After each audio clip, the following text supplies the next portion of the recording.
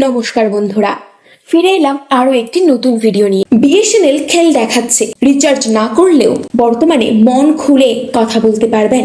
বর্তমানে রিচার্জ না করলেও একদম মন খুলে কথা বলতে পারবেন। ইতিমধ্যেই জানা গিয়েছে বহু গ্রাহক জিও, এয়ারটেল, ভোডাফোন ছেড়ে দিতে শুরু করেছেন।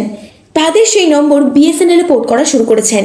এক তথ্য থেকে জানা গিয়েছে জুলাই মাসের প্রথম 15 দিনের মধ্যেই প্রায় 15 লক্ষ গ্রাহক বিএসএনএল এর সাথে যুক্ত হয়েছেন। কিন্তু সরকারি টেলিকম সংস্থা বিএসএনএল এর বর্তমান রিচার্জ প্ল্যানে কি ধরনের বদল এসেছে আজকের ভিডিওতে আমরা সেটাই আলোচনা করব। তো চলুন বন্ধুরা, ভিডিওটি শুরু করা যাক।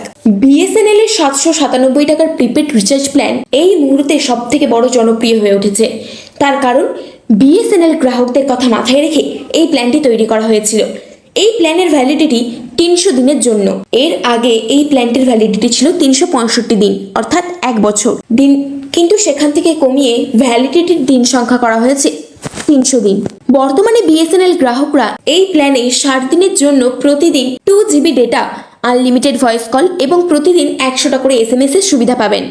বাকি 240 দিনের জন্য ইনকামিং কলের সুবিধা পাওয়া যাবে। এবার এই 240 দিন রিচার্জ না করলেও আপনার ফোন সক্রিয় থাকবে।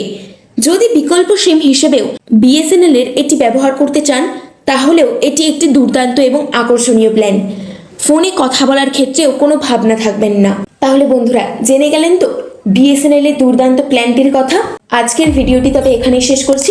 দেখা হচ্ছে পরবর্তী আরেকটি ভিডিওতে।